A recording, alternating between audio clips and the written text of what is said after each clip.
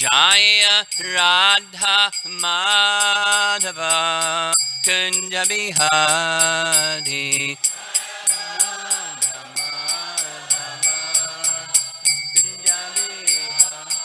Jaya Radha Madhava Kunja Bihari. Madhava Kunja Bihari. Gopi Jana Balabha Girivardhari. Gopi Jana Balabha Girivardhari. Gopi Jana Balabha Girivardhari. Gopi Jana Balabha Girivardhari. Yasodanandana Brajajanarandana.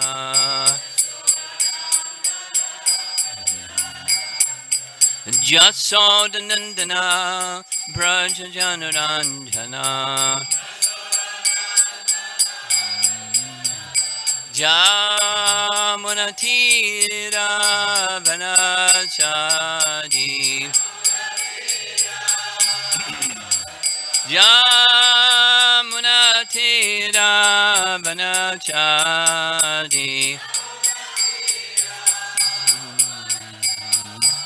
Jaya Radha Madhava Kunja Bihari. Radha Madhava Kunja Bihari.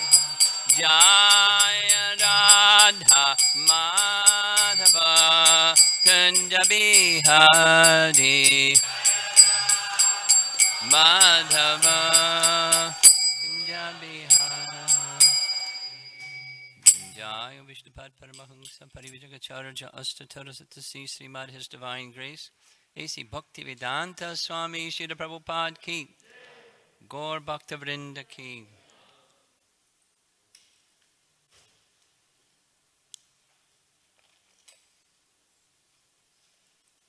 Om Namo Bhagavate Vasudevaya. Om Namo Bhagavate Vasudevaya. Om Namo Bhagavate Vasudevaya. Read this morning text 46.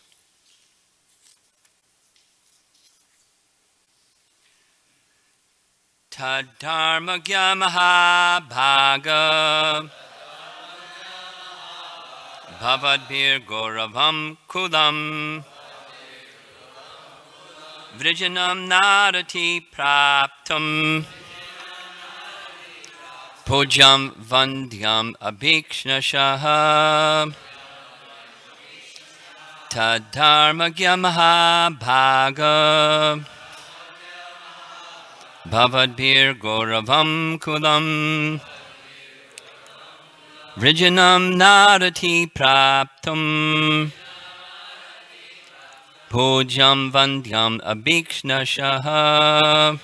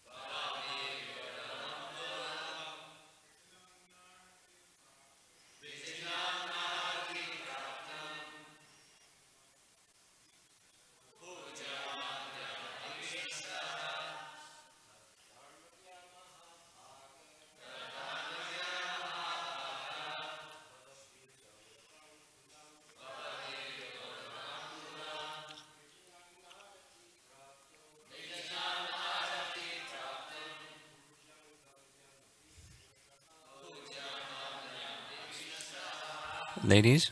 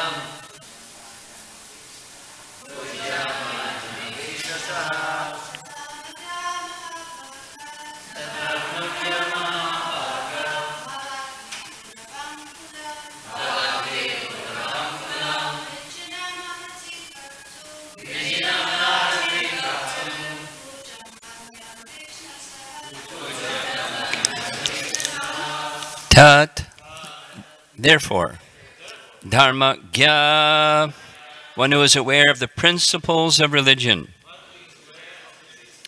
Mahabhaga, the most fortunate. Bhavadbhi, by your good self. Gauravam, glorified. Kulam, the family. Vrijinam, that which is painful. Na, not. Arhati, does deserve. Praptum, for obtaining. Pujam, the worshipable. Vandyam, respectable. Abhiknashaha, constantly. Translation, O most fortunate one who knows the principles of religion, it is not good for you to cause grief to glorious family members who are always respectable and worshipful. Purport. A slight insult for a respectable family is sufficient to invoke grief. Therefore, a cultured man should always be careful in dealing with worshipful family members. I don't know what your rules are here, but I'm going to read a few verses because that's a pretty short purport. Doesn't break the rules? Okay. Here we go. Text 47. My Lord, do not make the wife of Dronacharya cry like me. I am aggrieved for the death of my sons. She need not cry constantly like me. Purport. Sympathetic, good lady as she was, Srimati Draupadi did not want to put the wife of Dronacharya in the same position of childlessness, both from the point of view of motherly feelings and from the respectable position held by the wife of Dronacharya. Text 48. If the kingly administrative order, unrestricted in sense control, offends the Brahmana order and enrages them, then the fire of that rage burns up the whole body of the royal family and brings grief upon them all. Purport. The Brahmana order of society, or the spiritually advanced caste or community, and the members of such highly elevated families were always held in great esteem by the other subordinate castes, namely the administrative kingly order, the mercantile order, and the laborers. And I'm going to read one more, and that's it for the morning. Text 49, Sutta Uvacha. Sutta Goswami said, O Brahmanas, King Yudhisthira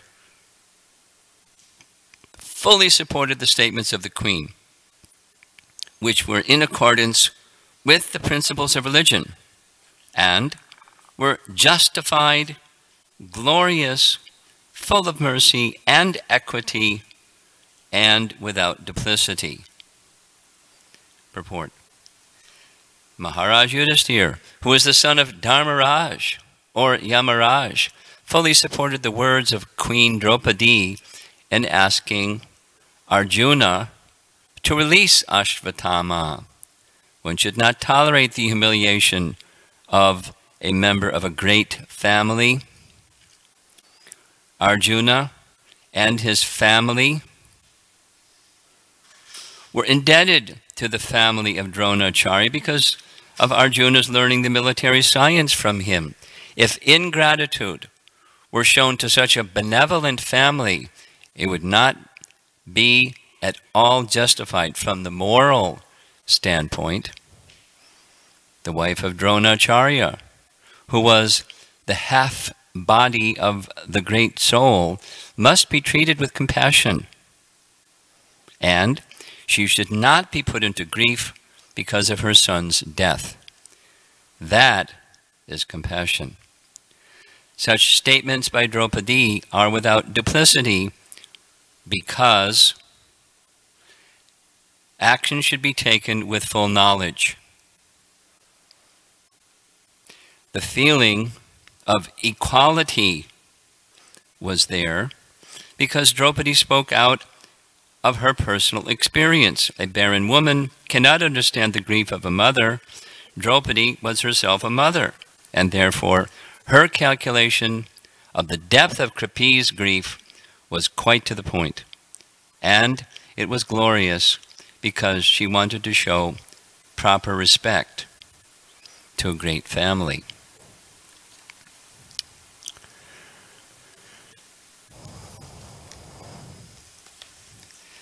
So here we are again, this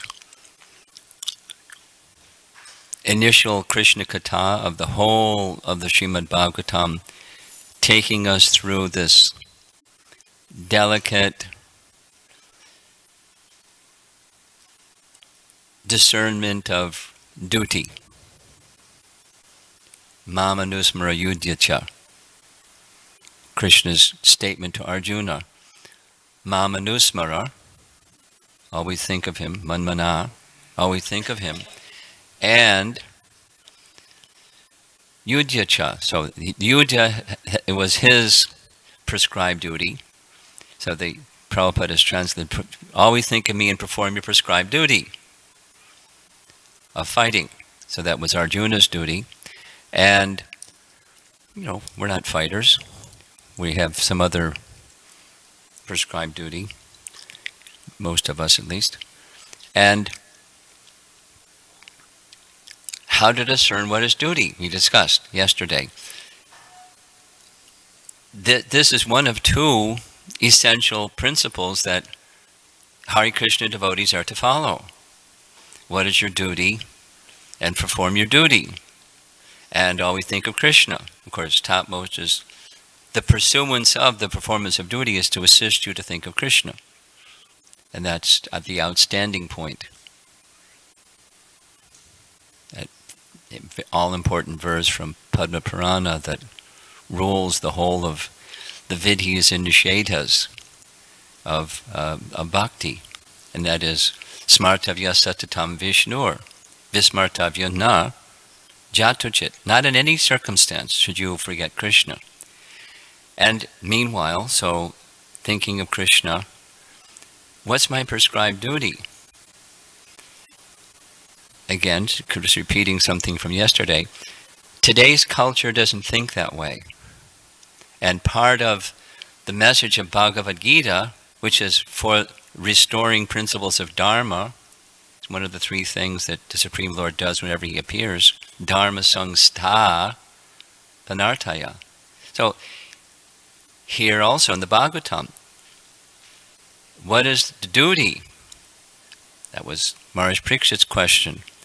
And now we're hearing it again. It's an important, it's repeating, the theme is repeating because it's important for us to understand what is to be done. And, it's not easy sometimes to understand what is to be done. And so we may do the wrong thing, or we may just get bewildered and do nothing, or may close our eyes and take a shot at it, or what are the guiding principles of discernment of duty?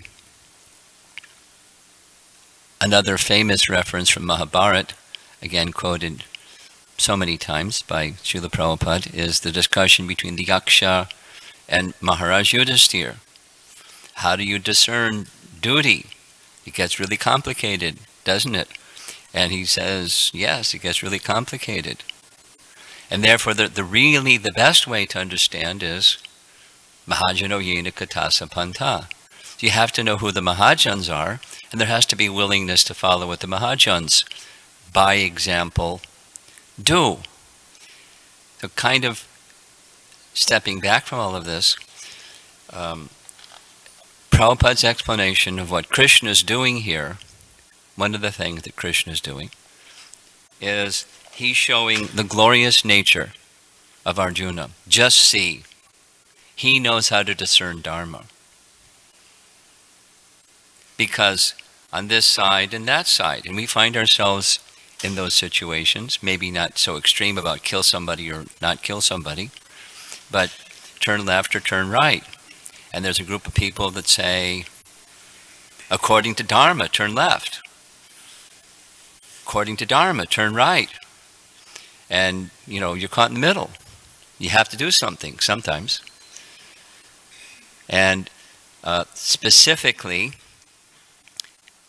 Draupadi, she's the wife. And she's counseling her good husband. Very respectfully, Mahabhaga, oh, greatly fortunate one, my lord. She's not being disrespectful. She's being a good wife. And she's speaking against what Krishna said. She's not being disrespectful to Krishna either. She's speaking principles of Dharma. So how do you sort it out? Here's this principle, that principle. And Arjuna has this wonderful opportunity to do both, or to not contradict either, or to make the proper discernment of duty. You kill and not kill at the same time. It's our situations are not as high stakes as, killing a Brahmana or not killing a Brahmana. But the discernment principle is something we're being coached in here in this initial Krishna Katha and the whole of the Srimad Bhagavatam. I find it dramatically significant that that's what Vyasadeva chose to make the first Krishna Katha in the whole of the Bhagavatam. Because Krishna consciousness requires these two things. Always think of Krishna and perform prescribed duty. And how do you discern prescribed duty? And it's delicate. And we don't always know. So one of the requirements, emphasizing again from yesterday, we need to read Prabhupada's books and need to get like the big picture and not just take some arguments over here or some arguments over there and take our position. What we need to do is we need to want to know what is going to be pleasing to Krishna. And it's not easy to know what's going to be. So Scripture guides us, and here's some nice examples. Mentioned yesterday, then again a little bit today, is Draupadi there's two outstanding elements to her argument. It's the compassion that's natural for a mother and a woman. That affective side is natural and glorious, and it's guided by Dharma. So that's where affection and compassion should be directed. How should compassion be directed? According to what's pleasing to Krishna. That was what was inspiring her, not just a womanly sentiment. It was, she wants the glory of her husband and the dynasty, the Kshatriya dynasty. She doesn't want a blemish or the fire of the anger of the Brahmana community, because it can happen. There's this nice passage from Ramayana where before the four sons of Maharaj Dasarath were born, there was one daughter. And the daughter was entrusted to another king to raise as his daughter, like an adopted daughter.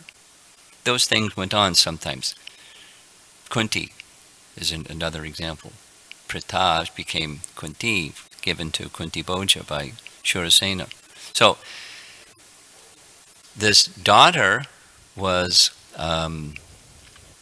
entrusted to, you know his name? King Romapada. Not to be confused with somebody else.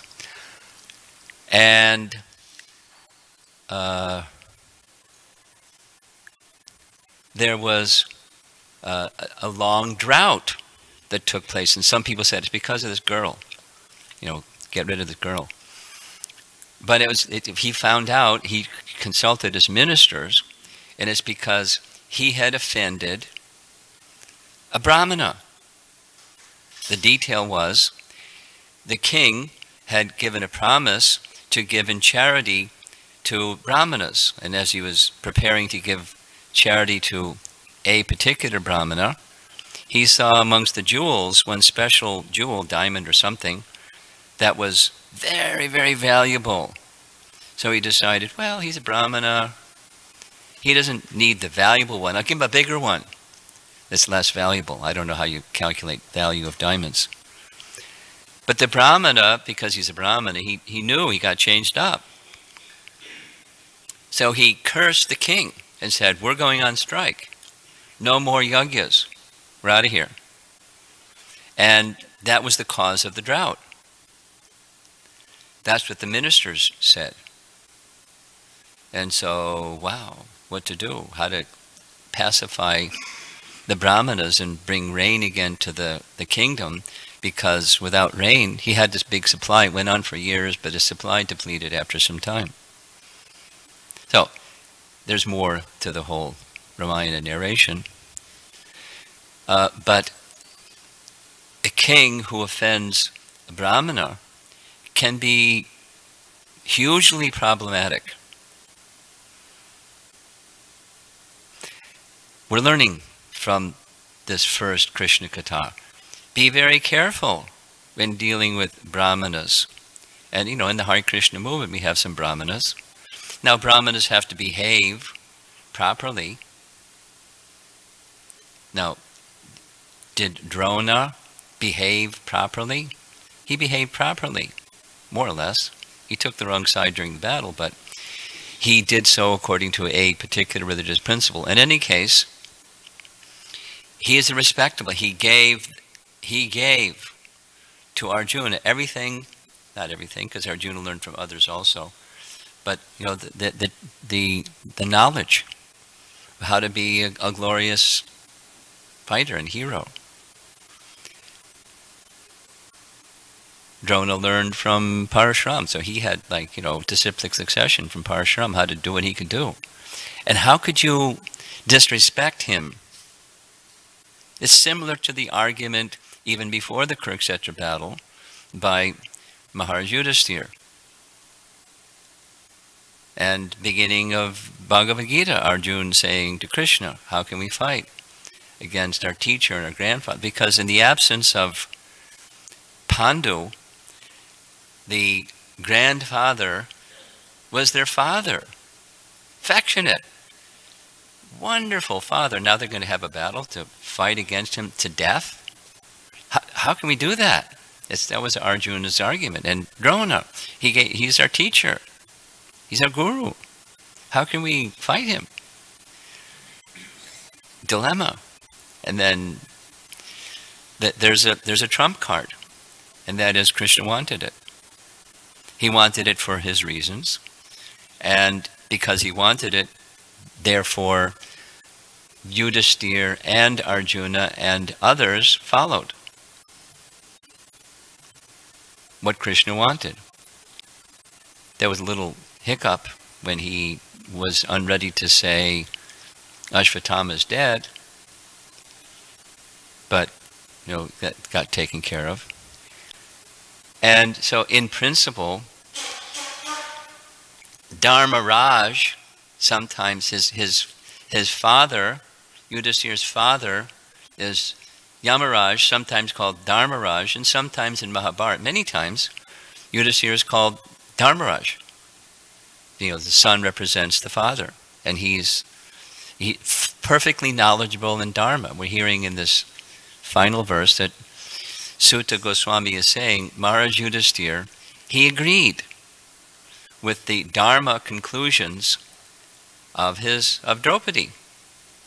He who is the knower, he who said to the Yaksha, Mahajano Yena Katasa Panta, is accepting what Draupadi said. It makes her a Mahajan, I guess, or indirectly. And yet she's contradicting Krishna, what Krishna said. And so it's an interesting drama. Again, part of the purpose of all of this is to send a spotlight on Arjuna for his capacity to discern.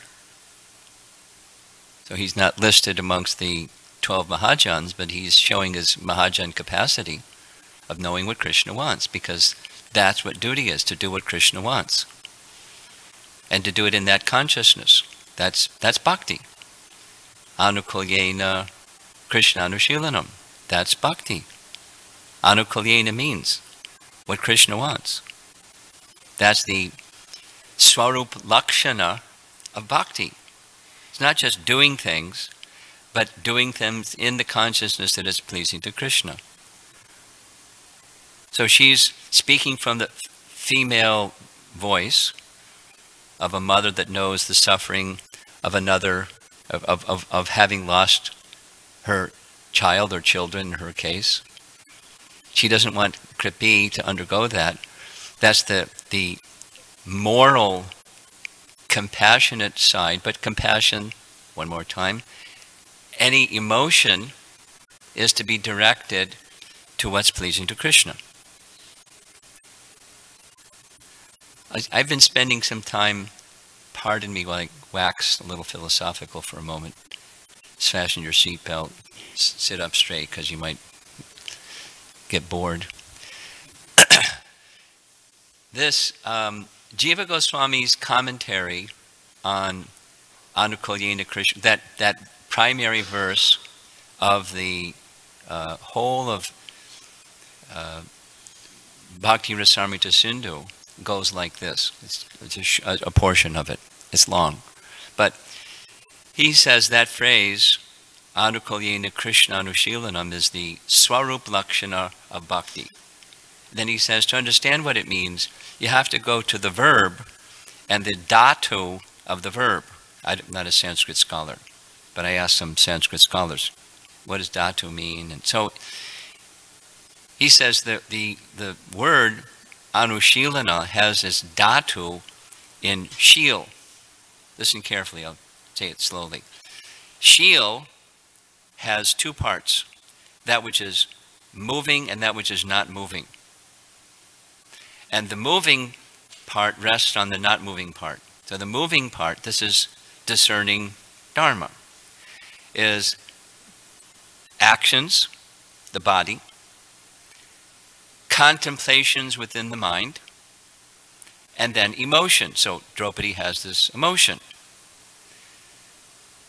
And then the non-moving part is beyond circumstance, what's primordial, fundamental, unchangeable, uncreated by circumstance, reality of yourself. So let's say we're Krishna's eternal servant. Let's take that one.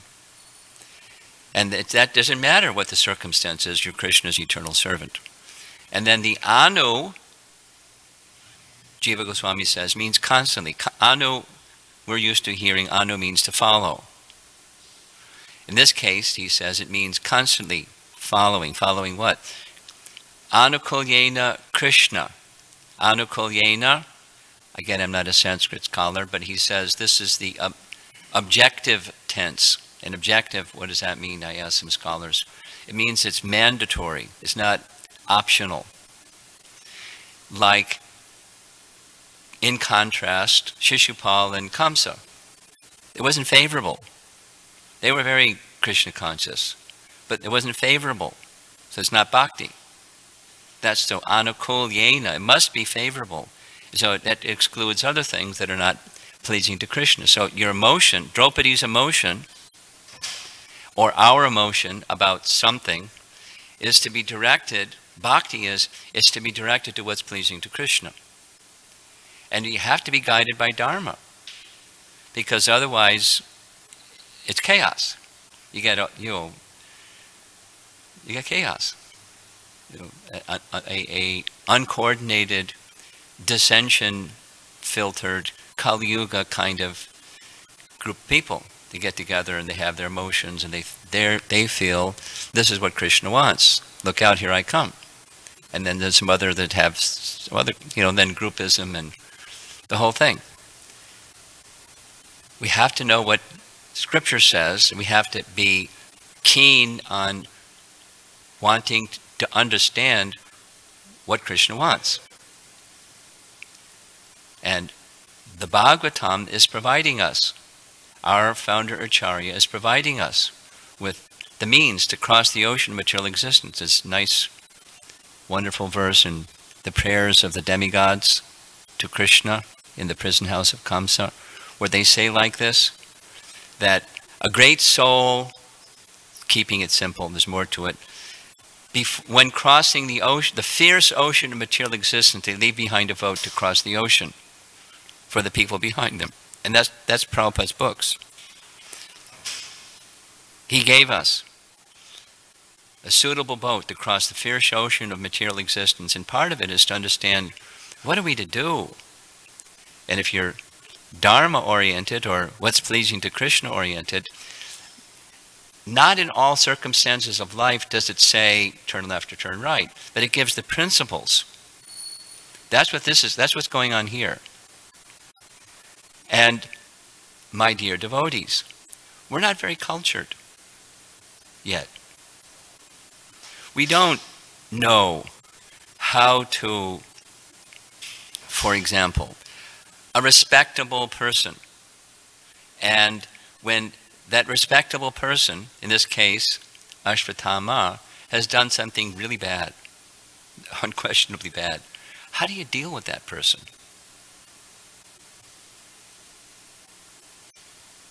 And it's so, one of the things is to know what's to be done. Another is how to do it in the right way. That's even more difficult. How to do the right thing. Maturity is not just doing the right thing. Look out, here I come, I'm doing the right thing. I know people that are like that. We all know people that are like that. How do you do the right thing in the right way? Like, chapter 17 of Bhagavad Gita is austerity of speech, is speaking the truth pleasingly. Hey, that's a challenge. Speaking the truth pleasingly. Just the other day, someone was saying, a problem I have is receiving feedback. I don't mistrust the person who's giving me the feedback. But how I respond to it is thinking, oh, here I go again, doing things wrongly, and I start feeling sad and guilty. And so, what do? Austerity of speech. We're having while you're having your Prabhupada festival over here, and in North Carolina they're having their Sadhu Sangha Kirtan program, we're going to be having a discussion in Gita Nagari on nonviolent communication. It's on topic. And we don't know how to do it. You know, it's not you don't speak the truth. You have to speak the truth. But how do you speak the truth? Anyway, it requires it requires control of the tongue, and that will help you control the mind. And then, you know, to know how to say something that's truthful in a way that's not hurtful. Hey, wouldn't that be nice, Hare Krishna devotees? To have that skill? Confirmed. So, yeah, one last thing I'm going to end, because I have to do the 23 skidoo, heading for the airport. Near Vilika, I want to spend a little bit of time. It's in text 49, where Sutta is saying these four things. Yudhishthira Maharaj accepted the statements of Draupadi, even it's against what Krishna said, or seeming to be against. It's just another perspective, it's not against.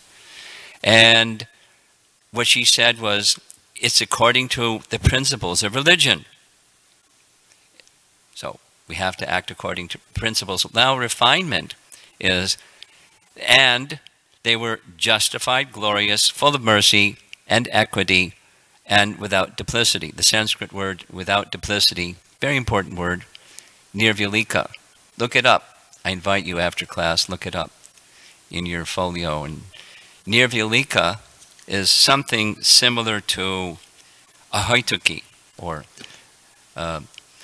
unmixed devotion. It's without duplicity. And what does duplicity mean? It's when you say something and you mean something else, or you have an agenda and you say something to fulfill your agenda. It's not really what you want, it's fulfilling the agenda. Or one of the uses of that word is, when the four Kumaras were at the gates of Vaikuntha, and Lord Narayan came personally and said, I am the one who've offended you, these are my representatives, and therefore I accept the responsibility for what they did. The four Kumaras say, actually, they're nirvilika personalities. They're non-duplicitous. They didn't do anything wrong. We did wrong. But, you know, the curse has already been given. Too late. But they started off, you know, the opposite. You don't belong in Vaikuntha because you're influenced by the modes of nature. So you don't belong in the kingdom of Madhu Dvisha. That's what they said. And Madhu has no Dvisha, no envy. But you don't have the capacity, you don't belong here. You should go to the, you know, down. You should become demons. So, duplicity, just one last thing, and there's so much to say on duplicity. According to Bhakti Sandarbha of Jiva Goswami, it's the first sign of anarthas in the heart. He gives the example of Duryodhana, duplicity. And he gives this little example. It's like 8:15. The clock is ticking. So when Krishna went to Hastinapur to make a peace offer, duplicitous Duryodhana made a grand festival. Details and details of what that was like. Festoons and cut banana trees and mango leaves and sprinkled rose water and flower petals on the road, and, you know, a big shebang. And at the gate of Hastinapur, he personally went with his entourage and received Krishna. Oh, my dear cousin Krishna, how wonderful you have come. I love you. And yada, yada, yada.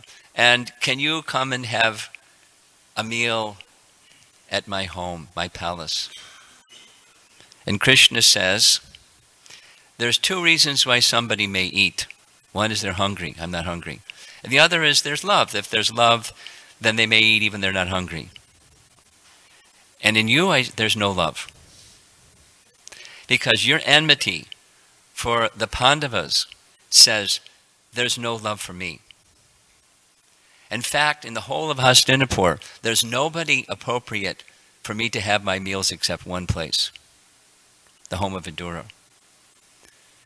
See you later, Duryodhana. I'm going to the home of Vidura. And then that scene where Vidura's wife gives him, what she had. And anyway. Duplicity. That's what Jiva Goswami points to. And so forth and so on. The duplicity of Duryodhana was outstanding. And sometimes he was just downright nasty and was blunt about his animosity towards the Pandavas. But Nirvyalika is, there's nothing else. There's one thing. And that's Krishna is to be pleased. And Yudhishthira is saying, or Sutta is saying that Yudhishthira recognized that Draupadi was saying what she was saying because she wanted to please Krishna. And she's appealing to her good husband to do what Krishna wants, even though he said something else, apparently.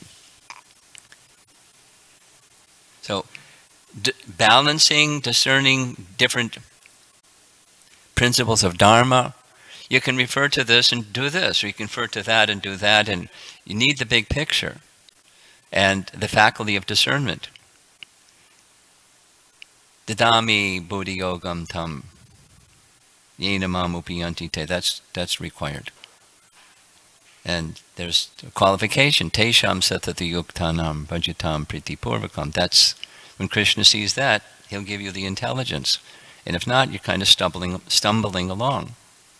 Doing the best you can, sincere devotee, stumbling along.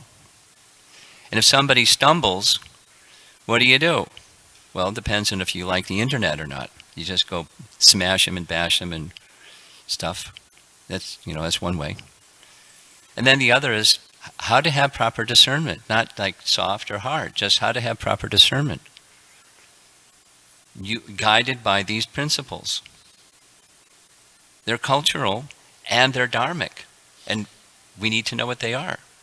We need to make our actions pleasing to Krishna. Do the right thing in the right way. That's maturity. We need to mature. And we need each other's help, and we need Prabhupada's books to help guide us. And discuss openly, so we're, fourth time, so that the real purpose is not to prove your point, but to seek earnestly what is the intention of our founder Acharya, what's pleasing to Krishna. That's what we want. Okay, I'm done. Any discussion? Question or two, because I have to run. Yes, Brigupati.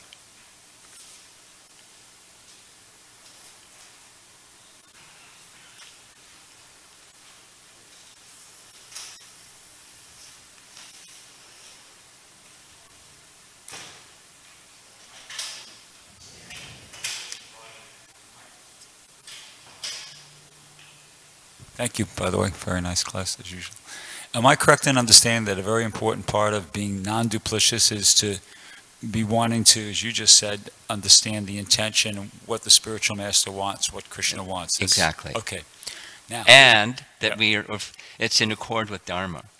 And it's in accord with Dharma. Yeah. What about this, though? What if you're in a situation where you really feel you know what Prabhupada wants, what Krishna wants, but if you were to present that in a straightforward manner to other devotees, then you'd have a problem. You'd get opposition. So can you be duplicitous with other devotees in the interest of doing what you feel really strongly is the non-duplicitous thing in relation to Prabhupada and Krishna? It depends. There's no, cookie cutter answer for that one. Because the end result is we want harmony and unity amongst the devotee community. So sometimes you just, be silent. Sometimes you'll say, could someone help me understand why this is not the direction we should move in? Let's have a discussion about that. You invite dialogue, and then you make your point. But in the end, what's pleasing to our founder Acharya? You cooperate amongst one another. Now, cooperation doesn't mean I'm right, and so please cooperate. Or the other person saying, but so you go through a dialogue process, and sometimes, we're not good at it. But we have to learn how to be good at it. Make your points, and ideally continue discussing until there's consensus. But some things just need action. And so, in any relationship, you're married. So any relationship, you have you serve in a community where there's different devotees. In any relationship, it's give and take. Sometimes it goes your way. Sometimes it goes another person's way. Based on love and trust. Because that's what we want. Love and trust. Not just, my way, because I know what's right. I'm really convinced. Sometimes and sometimes. Any relationship. Because the goal is the relationship. And the goal of the relationship is pleasing our founder Acharya, which pleases Krishna, which holds the unity of our society together. You don't have to trash your idea if you yield. But you don't continue and, whine and grump and go in the back room and say bad things about people who went in the other direction. That's, that goes on. So, we have to know what the goal is and what's ultimately pleasing to Krishna. Here's a family where family members are in disagreement. So it's a third thing that happened, actually. Part of that respectfulness of the relationships and pursuance of Dharma. It's not easy to navigate that territory. Sometimes. Up front here. Could you take the microphone? Maharaj, is being culture equal to being also pure? Because it might not be necessarily that you can be culture, but know certain aspects, but not enough pure to understand the desire of Krishna. Well, depends on one's definition, your or somebody's definition of what culture is. And in the absolute sense, the answer is yes. In the material sense, no. You got it. Do I need to expand? You got it. Okay. Here's a situation where the Pandavas and their wife and Krishna are having a dialogue, and they're cultured in the transcendental sense.